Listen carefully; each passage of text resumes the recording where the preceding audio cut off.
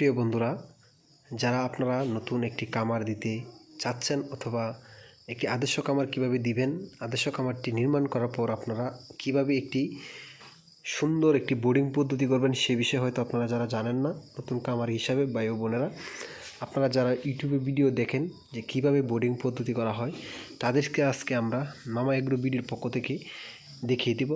যারা এখনও মামা এগ্রো বিডি সাবস্ক্রাইব করেন নাই, ইউটিউবে সাবস্ক্রাইব করে দিবেন, ফেসবুক পেজে ফলো দিয়ে রাখবেন সবার আগে আমাদের এই ভিডিও পেতে। অবশ্যই আপনাদেরকে আমরা দেখাবো। তো দর্শক, কথা না বাড়িয়ে চলুন চলে যাই মূল কাজে। তো আজকে আমি সন্ধ্যার পরে ভিডিওটা নিয়ে হাজির হয়েছি কাজের একটু ব্যস্ততার কারণে। তো আজকে আপনাদেরকে নিয়ে কথা বলবো বোর্ডিং পদ্ধতি কীভাবে করা হয়। আমাদের চ্যানেলে অনেক বোর্ডিং পদ্ধতির ভিডিও দেওয়া রয়েছে, অবশ্যই আপনারা দেখে নিতে পারেন। তো চলুন কথা না বাড়িয়ে আজকে আপনাদেরকে দেখাই। তো দর্শক, এখানে আমার যে ফার্মটা রয়েছে এখানে 30 ফুট বাই 15 ফুট। তো এখানে 600 পিস বাচ্চা উঠানো যায়, লাল সোনালি হাইব্রিড অথবা কালার বাট।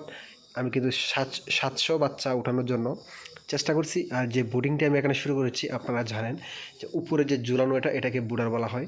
এখানে দেখেন আমি কিন্তু 4টা বাড়তি দিয়েছি, 4টা লাইনের মাধ্যমে। এই যে দেখেন উপরে কীভাবে ঝুলানো রয়েছে, এখান থেকে লাইন নিয়ে এসে কিন্তু আমি বুটারটা ঝুলানো হয়েছে। এই ঝুলানোর নিচে দিয়ে কিন্তু 4টা বাতি দেওয়া রয়েছে। এই যে দেখেন এখানে 4টা বাতি, এখানে 4টা বাতির মধ্যে আমি আপনাদেরকে দেখাবো এই কারণেই, কারণ যে এরিয়াটা আমি শুধু করেছি এখানে আমি 700 বাচ্চার জন্য করেছি। আসলে বুটারটা কিন্তু 500 অথবা 600 বাচ্চার জন্য বুটারটা। কিন্তু যারা অভিজ্ঞতা অথবা যারা চিপাচাপার মধ্যে অথবা ক্রিটিক্যাল বুদ্ধির মাধ্যমে কিন্তু এখানে 700 বাচ্চা দেওয়া হয়। তবে 700-র উপরে দিলে এই বুটারটা চলবে না, 2টা বুটার লাগবে। কিন্তু এখানে যেহেতু এই বুটারটা একটু বড়, তাই আমি 4টা বাতি দেওয়ার পরে কিন্তু আমি এখানে 700 বাচ্চা রাখবো।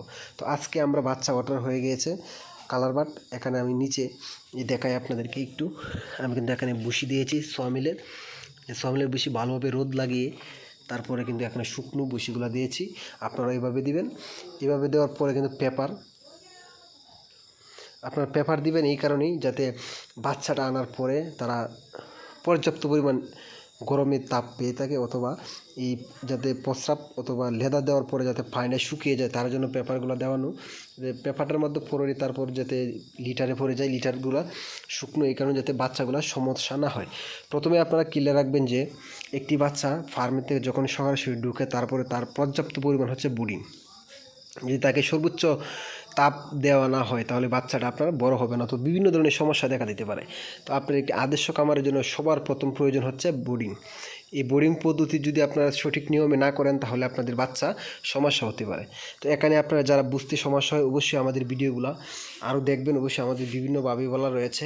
এখানে যে বোর্ডিং সবার প্রথমে আপনার নেট দিয়ে অথবা প্লেনচিট দিয়ে বেড়া দেবেন, বেড়া দেওয়ার পরে আপনার লিটারগুলো দেবেন, লিটারগুলো দেওয়ার পরে আপনার পেপারগুলো দেবেন, তারপর উপরে যে বোর্ডিং রয়েছে আপনার বাচ্চা অনুপাতে আপনি বাতিগুলো দিবেন, লাইটিংগুলো দেবেন, তাহলে সবচেয়ে ভালো হবে।